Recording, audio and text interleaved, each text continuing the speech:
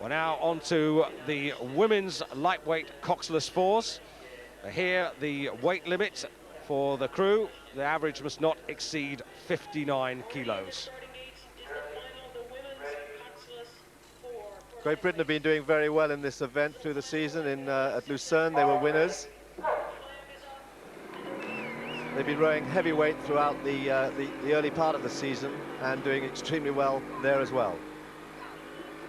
Canada unknown, and already Great Britain in lane 5 showing ahead. United States, a strong crew, slightly revamped since Lucerne where they came second.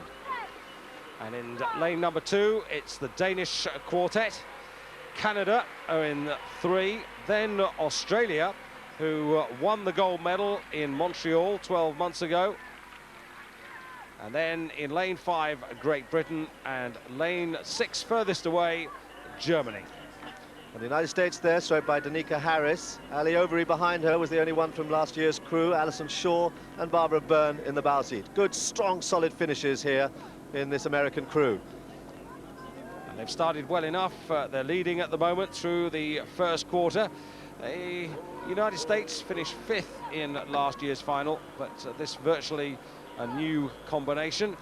And it's a good advantage at the moment they have over the British in lane 5. In foreground, though, Denmark, and just beyond them, Canada. Very hard for these crews. This is their one and only race. There were only 6 entries, so they haven't had any opportunity for heats or semi-finals. Just a one-off race. Australia in the gold vest there. They, the world champions, and with exactly the same lineup as 12 months ago. Well, at the moment they're being headed by 4 other crews. United States, a newish combination, and in lane 5, the Great Britain crew, with 1 change from last year's silver medal crew. In the picture, Canada, always a lower rating crew, very long, very strong in the water, always very, very effective. Canada, certainly one of the rowing countries to be respected these days. United States through a 1:36.40. They set the pace. But it's Great Britain that have just moved into the lead here, just after the 500-metre mark. They've hit the front.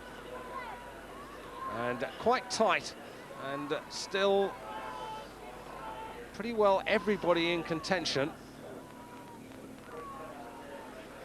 And now Canada also getting on terms, and on the far side, beginning to struggle a little bit, Germany, with the Australians now losing contact, Dan. Indeed, world champions are not having a very good time of it at the regatta at the moment. Australia back in 5th place and falling back, but it's Great Britain out in front. And Canada here, stroked by Rachel Starr. Good, long, hard finishes there. That's very typical of the Canadians' way of rowing. Just having a little look out there to her left, because next to her are the British. They're 2 lanes across, of course, but it's Canada and Britain bow to bow at the moment in 3rd place as we come to the half distance. Just about in 3rd place, Denmark in lane number 2. But at the moment, it's Great Britain narrowly from Canada, then Denmark, then on the far side, it's Germany ahead of the Australians, and well out of it at the moment are Denmark. But here's the British quartet. Indeed, that's Alison Brownless at bow. Jane Hall, who's the new one to the crew, 19 years old, first World Championships. Anna-Marie Dryden at 3, and Tonya Williams at stroke. Very strong crew. Anna-Marie Dryden, world champion on the ergometer machine.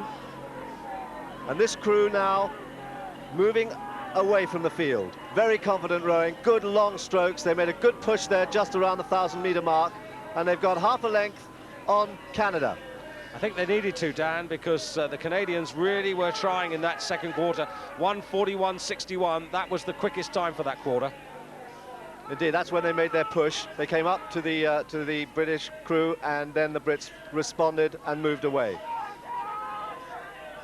Far side are the German quartet, another effectively new outfit. Germany, who managed to finish 7th last year, winning the B final. Well, at least they've got a little better by getting into the final now, but they're finding this hot company to keep with. British crew very sharp and hard onto those catches. They're at 38 now and pushing for the line. They're really moving away every stroke. Very strong stroking there from Tonya Williams. Very strong. And enjoying the British weather, I should think, at the moment, because it's more like British weather than Central European summer. Well, they've taken about another half a length off the Canadian crew, who really gave their all just at the 1,000-metre mark there.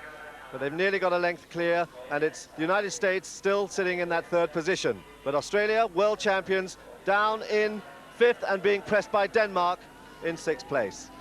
Well, here's the Canadian quartet, Rachel Starr. Now, have they got what it takes to put themselves back on term? It's almost clear water now. Canada at 34, Great Britain at 38, and that's really the difference between the crews. The British crew, just with that extra little bit into this headwind, able to keep it spinning along. Canada perhaps finding it quite tough in this headwind. 1:43.10 for Great Britain in the third quarter. Very consistent racing. Germany in fourth, not quite the same accuracy of their blade work, but it's this British crew that have really taken this race apart now. Clear water between them and the hunting pack. 2:50 to go, they'll have to do something very silly to lose it now. A little bit of a scramble perhaps for the minor places, but the British can now relish this, and this must be a sweet sight to Jane Hall, just 19, and now looking to become world champion for the first time. But they're all going to enjoy this. The other three who were silver medalists a year ago are going to stand at the top of the podium, but there's quite a scrap going on. Canada still just about in second place, but the others are trying to close. But this is a lovely sight, and it'll give a good boost to British spirits to do so well early in the finals. But now approaching the line, Great Britain still with clear water. 2 strokes to the line.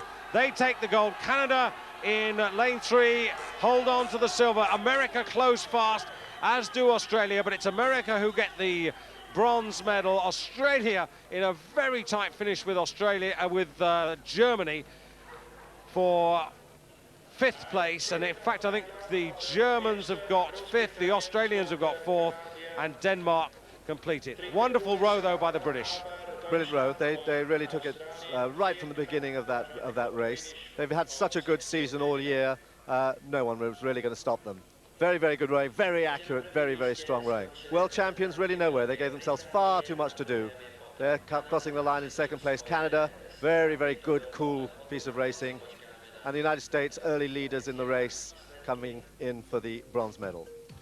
Look how close that the Australians finally got. They were so far back.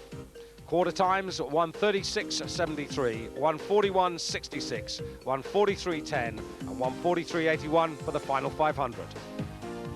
Demonstration of very, very good rowing, very accurate, very hard, quick legs. It's a very, very impressive piece of rowing. So success, their days worked out perfectly, and a very good feeling, and congratulations also to Billy Mason of Imperial College, their coach. He'll be very happy with their day's work.